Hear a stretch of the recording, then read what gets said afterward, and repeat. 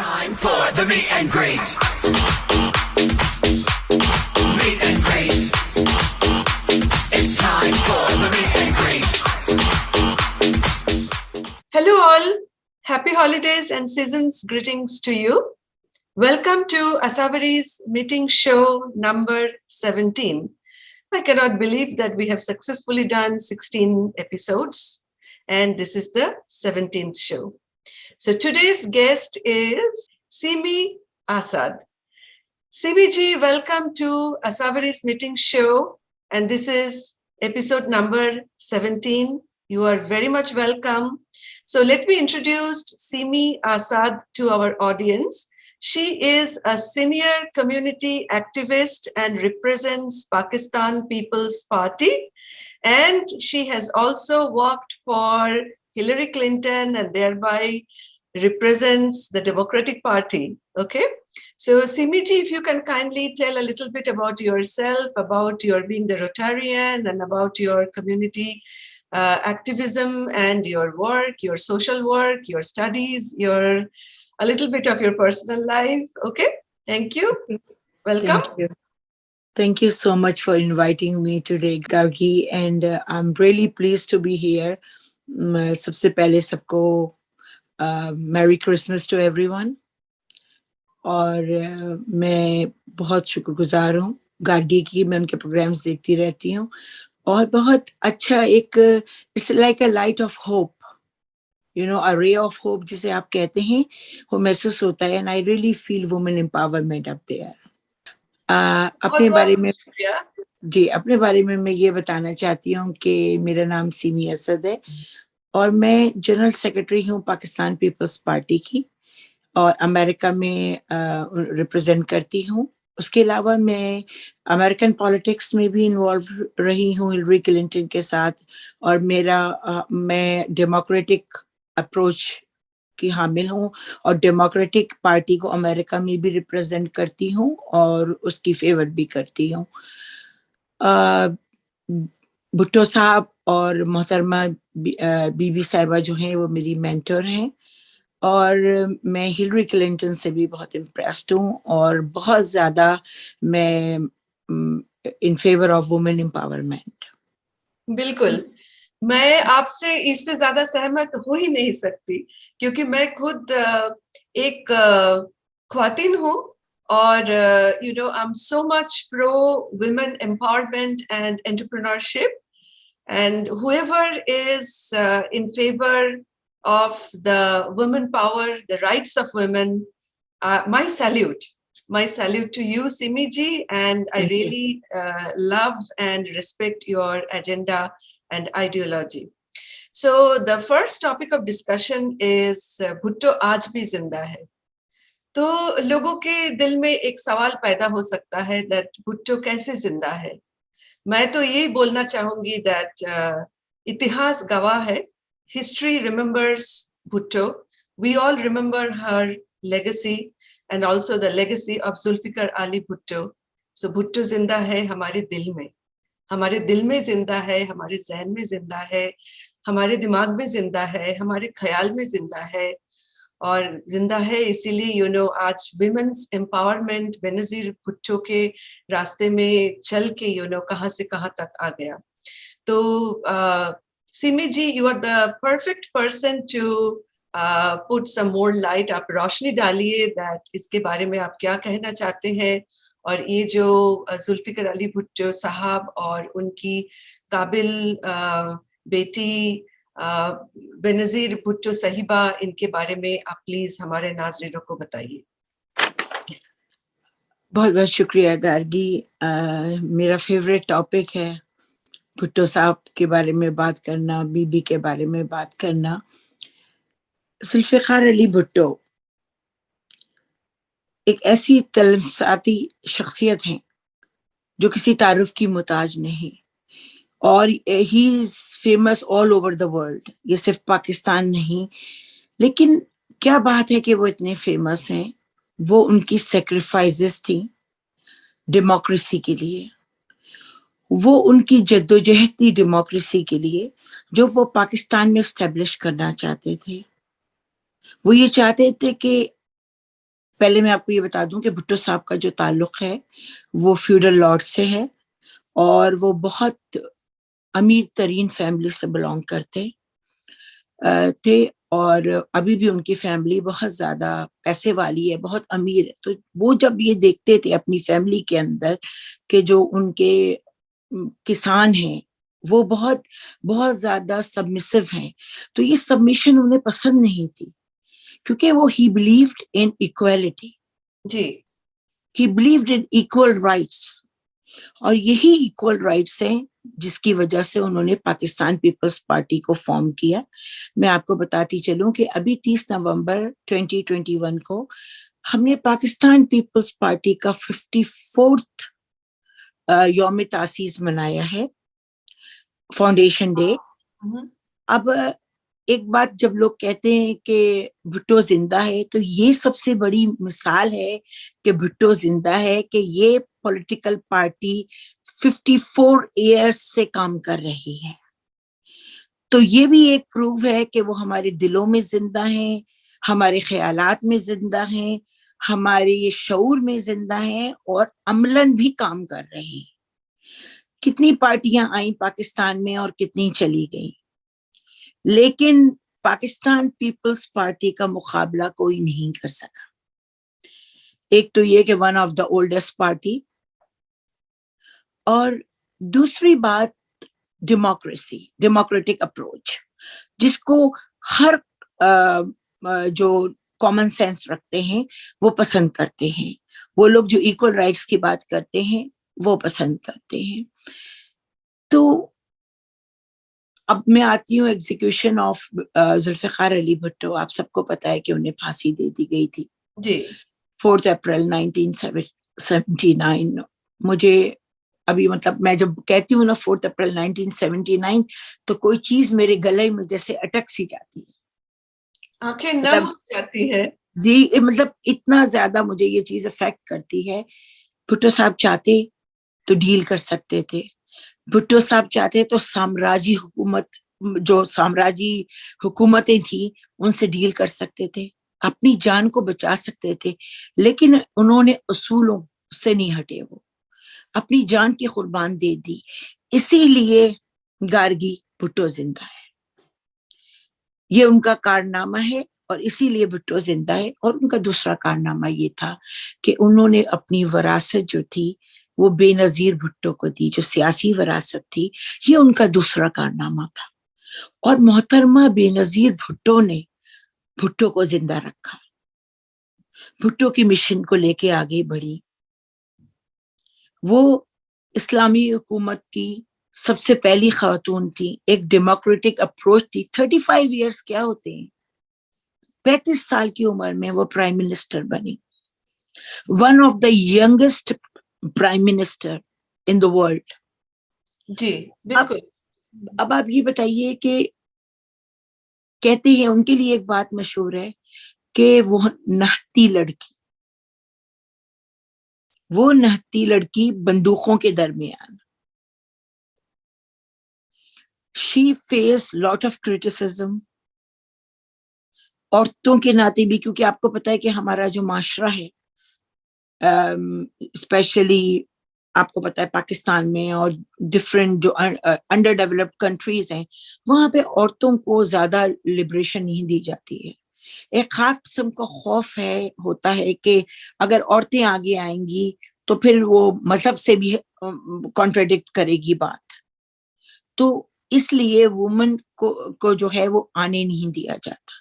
तो जो बीबी ने हर हर्डल का, हर डिफिकल्टी का और हर चीज का मुकाबला किया और माशाल्लाह से वो 35 साल की उम्र में प्राइम मिनिस्टर बनी। लेकिन साम्राज्य कुव्वतों ने उन्हें 2 साल से ज्यादा हुकूमत नहीं करने दी, लेकिन उन्होंने हिम्मत नहीं हारी। वो 11 प्राइम मिनिस्टर भी थी पाकिस्तान की और फिर 13 प्राइम मिनिस्टर भी बनी। 2 टर्म उन्होंने सर्व 2 किए। टर्म किया, उन्हें हटा दिया गया, लेकिन उन्होंने हिम्मत नहीं हारी, because she believed in try and try again. No matter what comes in your way, the difficulties will vanish away and the victory will be yours was her motto of life. तो 1993 to 1996 वो फिर हुकूमत में आई, लेकिन फिर साम्राज्य कुव्वतों ने उनको लेट डाउन किया, डेमोक्रेसी को लेट डाउन किया, और एक हवा का झोंका था उसको खत्म किया। लेकिन उन्होंने हिम्मत नहीं हारी। मैं थोड़ा सा बैकग्राउंड बताना चाहती हूँ मोहतरमा बेनजीर भुट्टो का एजुकेशन के हवाले से। मेरा ताल्लुक कराची से है और बीबी का भी ताल्लुक, मोहतरमा बेनजीर भुट्टो का ताल्लुक भी कराची से है। उन्होंने कॉन्वेंट एंड जैसी स्कूल में तालीम हासिल की, उसके अलावा ग्रामर स्कूल से भी वाबस्ता रही कॉलेज सेक्शन में। उन्होंने ऑक्सफोर्ड रेडक्लिफ कॉलेज में पढ़ा, फिर उन्होंने ऑक्सफोर्ड में भी गई, कैलिफोर्निया बर्कले कॉलेज, उनके फादर भी बर्कले कॉलेज में थे। He was a barrister and a politician. और मेन सब्जेक्ट्स जो थे वो थे उनके पॉलिटिकल साइंस, जर्नल हिस्ट्री। और अपने बारे में मैं आपको बताऊं कि ग्रेजुएशन में मेरे पास 3 सब्जेक्ट्स थे, एडवांस्ड इंग्लिश, पॉलिटिकल साइंस और journal history. So this was right in my blood. My father worked for Pakistan People's Party. उन्होंने कर्नल कज़्ज़ाफ़ी से भी उनके बातचीत थी, और नूर खान से, जुल्फ़िकार अली भुट्टो साहब से। और मेरे अंकल जो थे उन्होंने जब जुल्फ़िकार अली भुट्टो साहब को फांसी हो रही थी तो उन्होंने उनके फेवर में वर्डिक्ट दिया था। मैं उनकी भांजी हूँ, हमारा पॉलिटिकल बैकग्राउंड है, और मैं ये समझती हूँ और फख्र महसूस करती हूँ कि मेरा ताल्लुक इतनी बड़ी पॉलिटिकल पार्टी से है जो कि वुमेन एम्पावरमेंट की भी कायल है और डेमोक्रेटिक अप्रोच की भी कायल है। And the party believes in equality and leadership. बिल्कुल जी। तो बेनजीर साहिबा जो थी अभी भी है, हमेशा रहेगी। तो उनको अक्सर लोग इंदिरा गांधी जी के साथ कंपेयर करते हैं। एक्चुअली खवातीन होने के नाते सिमिलरिटीज बहुत, दोनों बड़े खूबसूरत थे, दोनों ही बड़े वेल एजुकेटेड थे, पढ़े लिखे थे, दोनों ही इक्वालिटी उनका एजेंडा था, दोनों ही वुमेन्स राइट को लेके बहुत लड़े थे, और दोनों ही अपने अपने वतन को बहुत कुछ दे के गए हैं। उनके जो लेगेसी है हम अभी भी याद करते हैं। जब भी याद करते हैं दैट उन दोनों का ही बदनसीबी से असैसिनेशन हो गई तो आंखें नम हो जाती है। लगता है दैट जब जब हमारे वतन में लाइक सेक्युलरिज्म आया, डेमोक्रेसी बहुत एक ऊंचे मुकाम पे पहुंचा, लेकिन बदनसीबी से जब जब कम्युनल फोर्सेस आया तब घाटा हम देखा है, लाइक इकोनॉमिक फाइनेंशियल जो सेटबैक से शुरू करके सभी चीजों में तो नुकसान हमारे वतन को ही हुआ। इंडिया को बोले, पाकिस्तान को बोले, या तो कोई भी वतन दुनिया में जब जो भी वतनों में लाइक कम्युनल गवर्नमेंट है उन सभी के लिए। हमारे दूसरा मुद्दा जो है, the second issue of our discussion today is holiday and the homeless. इधर एक economy is playing a huge role. तो we see that there is a huge contrast, like आसमान और जमीन फर्क हम देखते हैं हॉलीडेज में। एक तरफ देखते हैं रौनक शौनक, एकदम चमकीले चीजें, बड़ा सा क्रिसमस ट्री। अब अमेरिका में हम दोनों रह रहे हैं अभी, तो अमेरिका के बारे में ही ख्याल पहले आ जाता है। दुनिया के जो और भी शहर होते हैं, दुनिया के हर कोने में क्रिसमस, हॉलीडेज, ये सभी चीजें मनाया जाता है। तो लाइक आप जहां भी जाए, यूएई जाए, कहीं भी जाए, आप देखेंगे दैट रौनक ही रौनक।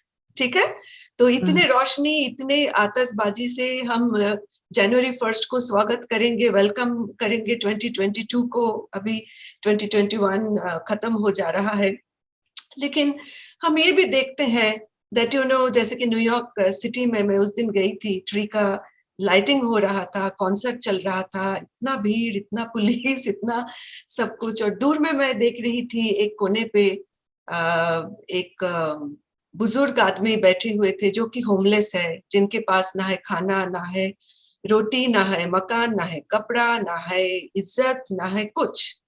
तो ये जो एक आसमान जमीन फर्क, ये जो एक huge contrast between the two things, so if you can explain that to our Nazreen. देखें, humanity is the best religion of all. और मैं तो आपको पता है रोटेरियन हूँ और रोटरी इंटरनेशनल से वाबस्ता हूँ। मैं अभी पाकिस्तान गई थी और मैंने वहाँ पर उम्मीदगाह वेलफेयर ट्रस्ट में मैं वहाँ गई।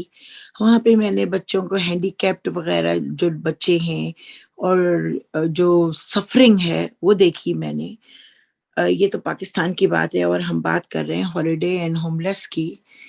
तो ये नहीं है कि पाकिस्तान में होमलेसनेस है, इंडिया में है, अमेरिका में भी है।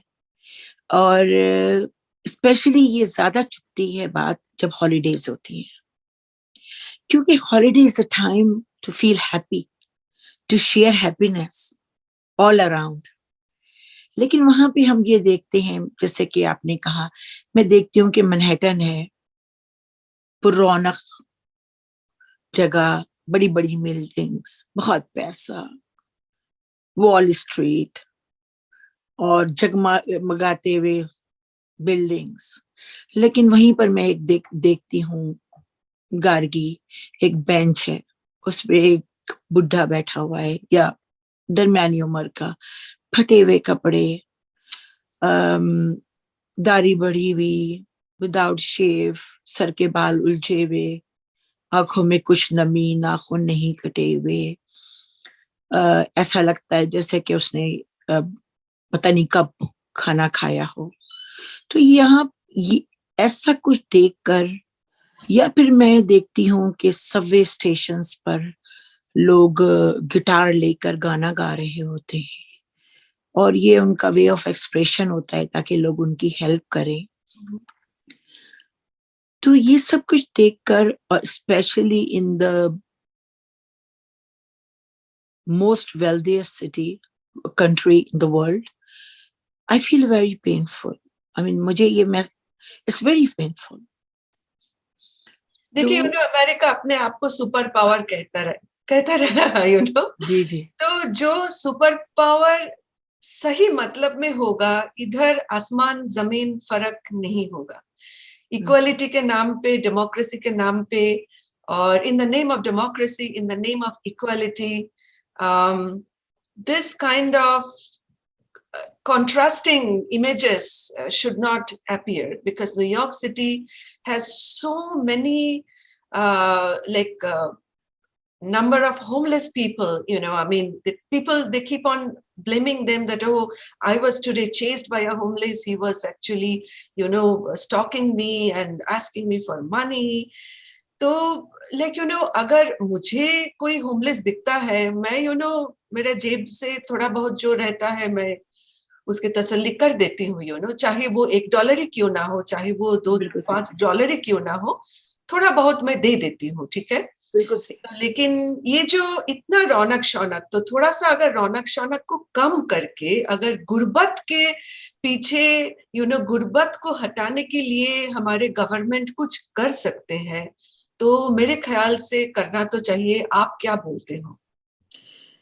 देखिए, there are ways to help them, लेकिन उससे पहले के ways to help them, we need to find the reasons why it is like that.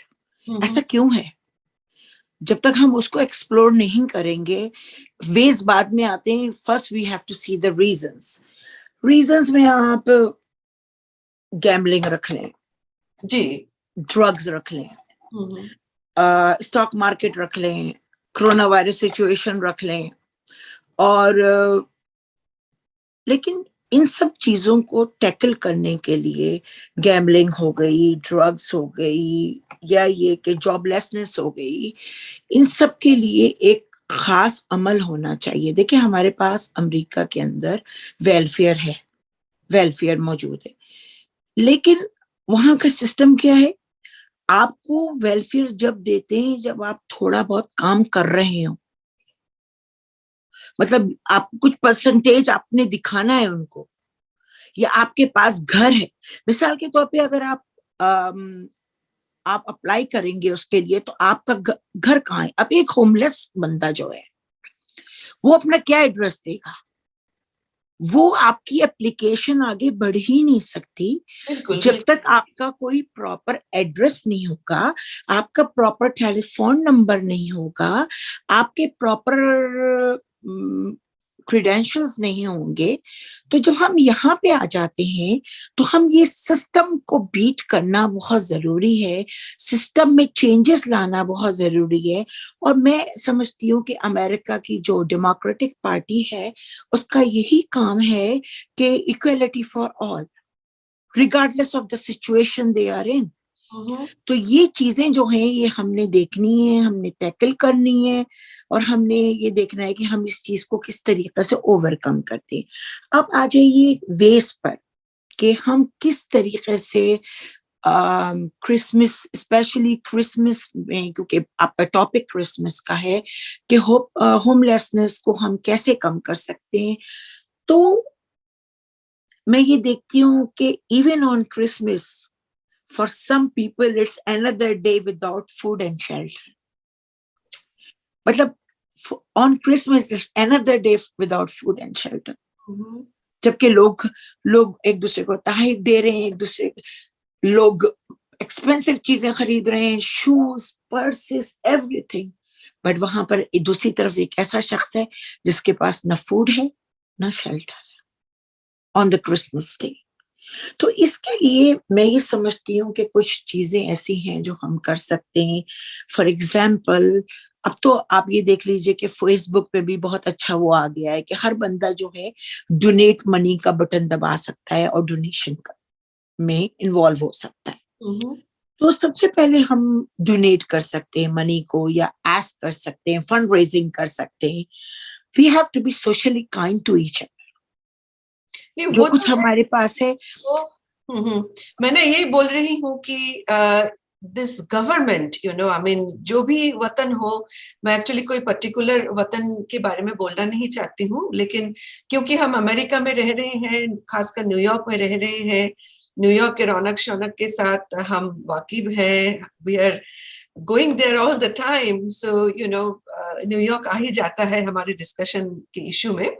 लेकिन इतना रौनक शौनक यू नो की जगह अगर हम थोड़ा कम करें और उनमें से पैसा बचा के यू नो अगर हम होमलेस पीपल के लिए, जो गरीब होते हैं, बिलो पॉवर्टी लाइन, उनके लिए हम कुछ करें, यू नो, जैसे कि ब्रॉन्क्स में जैसे कि न्यू ईयर में होता है, न्यू ईयर में होता है, आप देखिए कि बॉल गिरती है, कितने पैसे होते हैं जो हम स्पेंड करते हैं उसके लिए, वो भी कट डाउन होना चाहिए। मतलब ये हम बहुत कुछ कर सकते।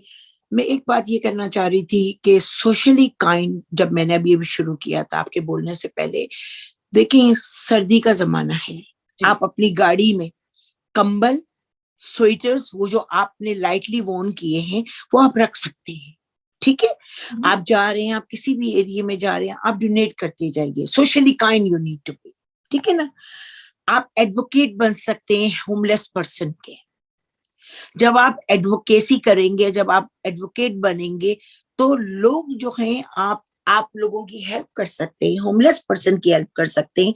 आप सप्लाईज को डोनेट करें, चाहे वो सप्लाईज किसी फूड की सप्लाईज हो सकती है, कपड़ों की सप्लाई हो सकती है, क्लोथ की सप्लाईज होती है। यहाँ पे मैं आपको ये बात ऐड करना चाहती हूँ कि अभी हेठी का हुआ था, तो मैंने, बिकॉज क्योंकि I am a part of Rotarian international, हमने बाकायदा सारे जो फूड सप्लाईज होती हैं, क्लोथ सप्लाईज होती हैं, मैं स्पेशली हम लोगों ने एक जगह पर किया था, और बैरल्स के बैरल्स हमने भरे थे, और वो पूरा हमने करके हेटी भिजवाया था। तो हम डोनेट कर सकते हैं, फूड सप्लाईज को डोनेट कर सकते हैं। हमें पब्लिसिटी से ज्यादा, मैं आपको ये बता दूं कि पब्लिसिटी से ज्यादा हमको एक्चुअली काम करना है। एक्चुअली काम वही काम करना है हमें, दिखाने से ज्यादा हमने काम करना है, और वो काम जो होगा वही रियल काम है, एग्जैक्टली वही रियल काम है। बिल्कुल बिल्कुल। तो हमारी आखिरी जो मुद्दा है आज का, बिकॉज टाइम फ्लाइज, फिजा के तरह आई नो, भाग आई जाता नो, है। I know. लगता है भाई अभी तो शुरू किए थे, कहाँ से कहाँ से कहाँ हो गया, ठीक है, बिल्कुल। तो और हमारे बोलने के लिए बहुत कुछ है। बिल्कुल बिल्कुल। तो आखिरी मुद्दा जो है आज का वो है सैंटा's गिफ्ट। तो बचपन में बड़े एक्साइटमेंट हुआ करता था, या तो कोई भी बच्चे जो होते हैं उनका बड़े एक्साइटमेंट होती है कि चिमनी से 24 को रात को कोई आएंगे and will give them some gift. तो उनके दिल पसंद कुछ चीजें, तो जो विश लिस्ट होते हैं छोटे बच्चों का, तो थोड़ी जब बच्चे टीनेजर बन जाते हैं तब उनको एहसास होता है कि भाई हमारा सांता क्लॉज तो अब्बू थे, अब्बू या तो अम्मी, हमारे पेरेंट्स, या तो बड़े भाई, या तो कोई करीबी रिश्तेदार जिन्होंने हमें हमारी विश लिस्ट को पूरी की। तो सांता क्लॉज देखे हमारे एक क्या बोलूं, इमेजिनेशन है, एक फैंटेसी है। सच में तो ऐसे सांता क्लॉज लाइक रेनडियर और स्लेज को लेके आना और हमें गिफ्ट शिफ्ट देना करते नहीं है, लेकिन हम इस उम्र में भी सांता क्लॉज को जब देखते हैं, चाहे कोई स्टोर में हो या तो कोई क्रिसमस डेकोरेशन में हो, बहुत खुशियां मिलती है।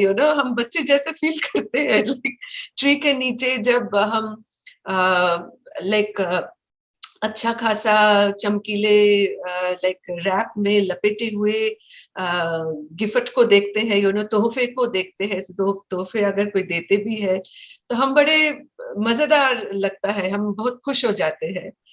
तो आपके ख्याल में ये सांता क्लॉज सही मायने में कौन है, कैसे है, कहाँ है, क्यों है? It reminds me of the time when I had 3-floor house and I rented a portion of my house. There was a doctor who lives upstairs. He decided on Christmas to be a Santa Claus for my kids. Mm-hmm. So he came from the stairs and I had a fireplace. So he sat near the fireplace, and I still remember the surprise face of my kids. They were very delighted to get those gifts, and they were so surprised to see a Santa Claus. At that point, they thought that it was a real Santa Claus because they were very young that time. And they thought it was a Santa Claus who came from a chimney, as you mentioned, and he was standing right near my fireplace, which he was actually a doctor. And that happiness was priceless for Santa Claus when you are a kid. But as you mentioned that as the time passes, we change the Santa Claus. A Santa Claus can be a father, a mother, a sister, a friend, a relative. Santa Claus is all about wish list. Exactly. To fulfill the wish. Everyone has their wishes.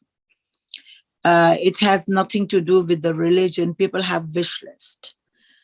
और ये wish list जो है, हम फिर आ जाते हैं एक humanity पर कि ये wish list जो लोगों की होती है, we have to fulfill that wish list. It's very good to find out within your community, within your friends, within your relatives, with your kids, with anyone, कि किसकी क्या विश लिस्ट है. कभी ऐसा भी हो सकता है किसी की विश लिस्ट किसी से मिलना हो. कभी ऐसा भी हो सकता है किसी की विश कोई ऐसी ही प्राइसलेस सी चीज, किसी की कोई ऐसी विश हो जो आपके बस में हो और आप उसको पूरा कर सके.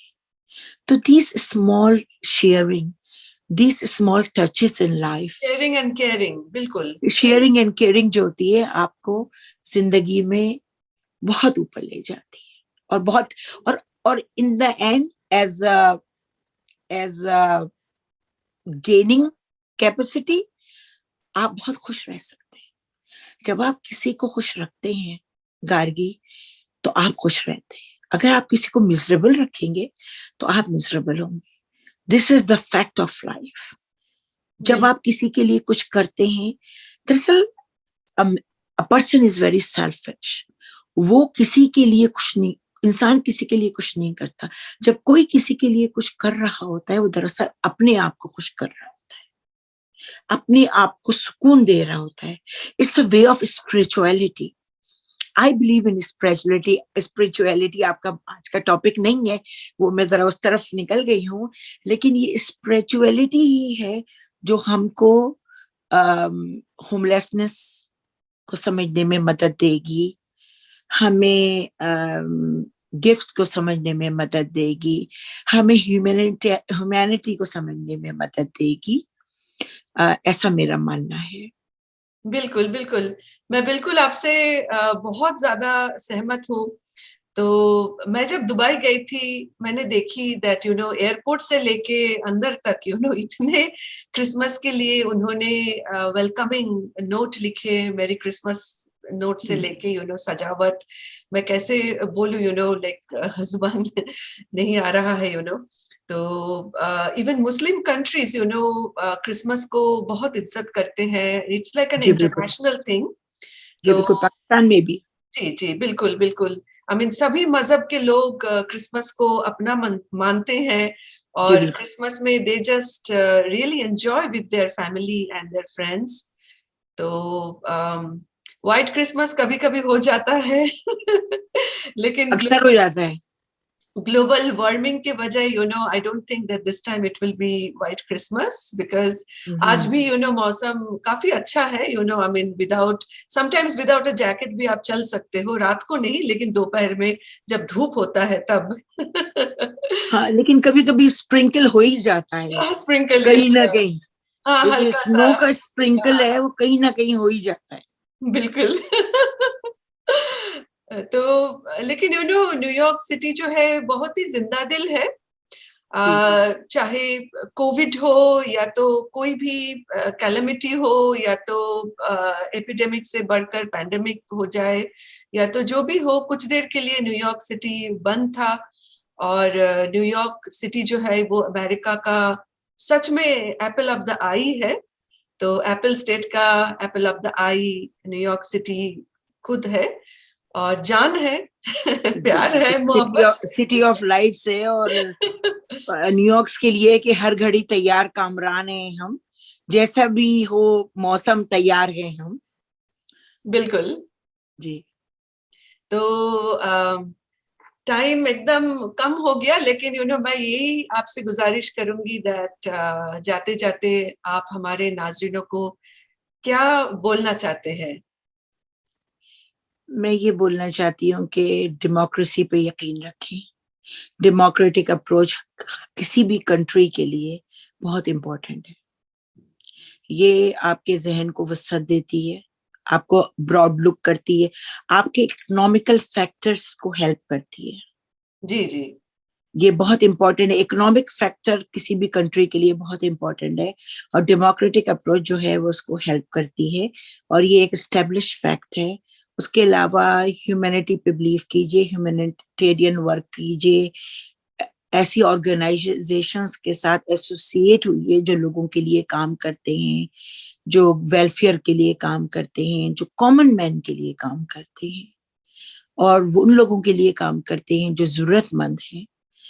हमें उनके एहसासात का ख्याल रखना चाहिए। हमें अपने लिए जीने से ज्यादा दूसरों के लिए जीना चाहिए। बिल्कुल ये हमारी जिंदगी का मोटो होना चाहिए। और इसके साथ साथ मैं ये कहना चाहती हूँ कि नेगेटिव अप्रोच नहीं रखनी चाहिए। पॉजिटिविटी जो है वो आपको ग्लूम करती है।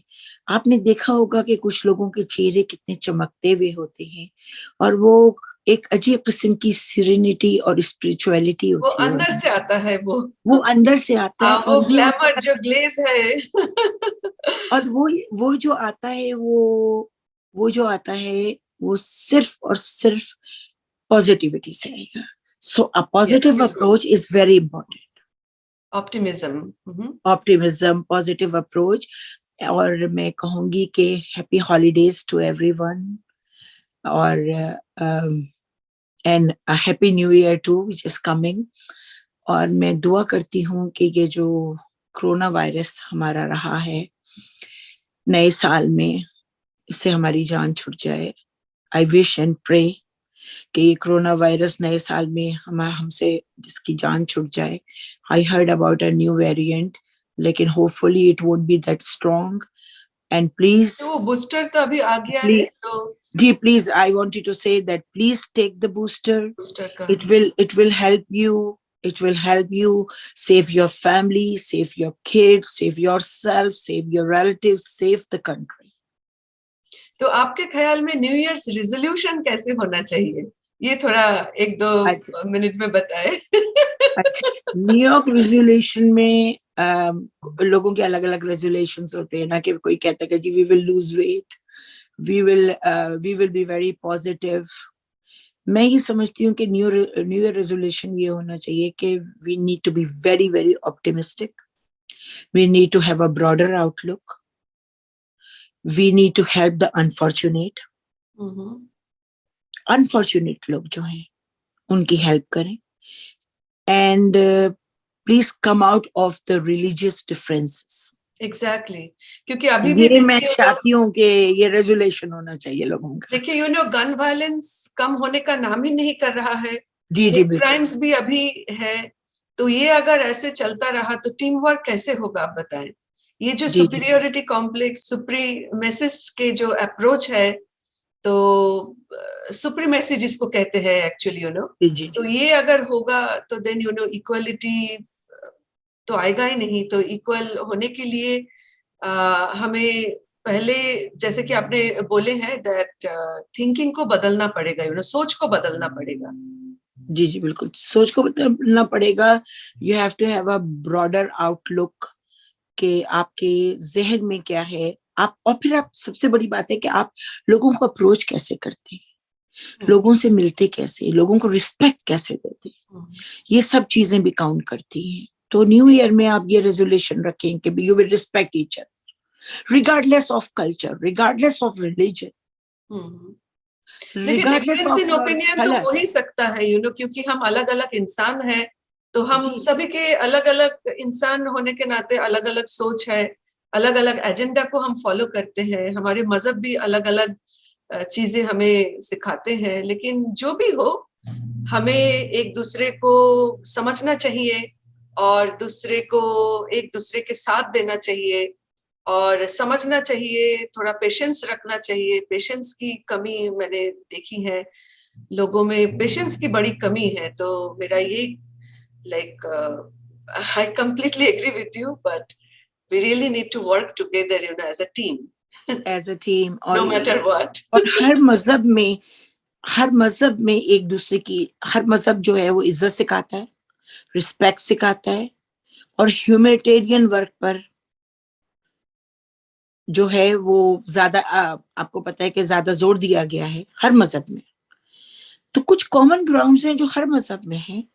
Instead of going in differences, instead of going in differences, we should go on a common ground exactly in religion. मैं तो देखिए लोगों के साथ सिमिलरिटी ढूंढती हूँ, जी डिसिमिलरिटी नहीं। जी जी, वही मैंने, नहीं मैं स्पेशली मैं रिलीजन के हिसाब से भी कह रही हूँ कि instead of going in differences we should go for common grounds के respect each other, help each other, help each other, respect each other, work for humanity, work for people.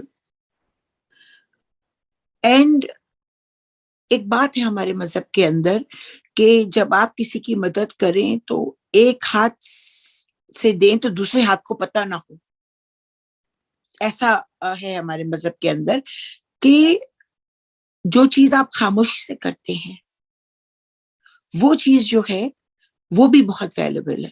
लेकिन उसके साथ साथ अगर लोग बता के भी करेंगे तो इससे लोग, जो दूसरे लोग हैं, यहाँ पे एक दूसरा एक्सपेक्ट भी है कि फिर वो मोटिवेट होते हैं, वो लोगों के काम को देखकर मोटिवेशन भी होती है। जी बिल्कुल। सही। हाँ, लेकिन ये कि सिर्फ मतलब दिखावा बराए दिखावा भी ना हो, लेकिन थोड़ा बहुत आप बताएं भी ताकि मोटिवेटेड भी हों लोग। तो अगर आप इन कॉमन ग्राउंड्स पे काम करेंगे तो आई नो कि living in America will be very easy, क्योंकि यहाँ पर डिफरेंट कंट्रीज के लोग हैं, यहाँ पे डिफरेंट रिलीजन के लोग हैं, यहाँ पे डिफरेंट कलर के लोग हैं, और सब एक जगह पर हैं। पूरी और दुनिया इधर है एक्चुअली। पूरी दुनिया इधर है, और दुनिया इधर है, और जो है वो आपस में एक दूसरे के साथ हैं, और ये तभी मुमकिन है जब हम एक दूसरे की रिस्पेक्ट करेंगे। और यही मेरा ख्याल है न्यू ईयर रेजोल्यूशन होना चाहिए, जैसे कि आपने पूछा। वेरी गुड, आपने बहुत अच्छा जवाब दिया। और लाइक यू नो एक गाना है ना, आज Thank you जाने so की much. जिद ना करो। तो आपको छोड़ने का मन ही नहीं हो रहा है, लेकिन क्या करूं, वक्त का एक है एक्चुअली टाइम कंस्ट्रेंट। तो आज का एपिसोड बहुत अच्छा रहा। और देखिए इत्तेफाक से यू नो हम हॉलिडे कलर्स भी पहने हैं। आप लाल पहनी हो, मैं हरा कलर पहनी हूँ, जो क्रिसमस का हॉलीडेज का खास कलर होता है। बिल्कुल। प्लीज आना हमारे शो में। तो थैंक यू सो मच, आपको बहुत बहुत शुक्रिया आपके कीमती वक्त हमें देने के लिए। और अल्लाह Very well. Hafiz. Thank you so much for inviting me. My pleasure Indeed. Thank you. आज भी भुट्टो जिंदा है, कल भी भुट्टो जिंदा था, आज भी भुट्टो जिंदा है, कल भी भुट्टो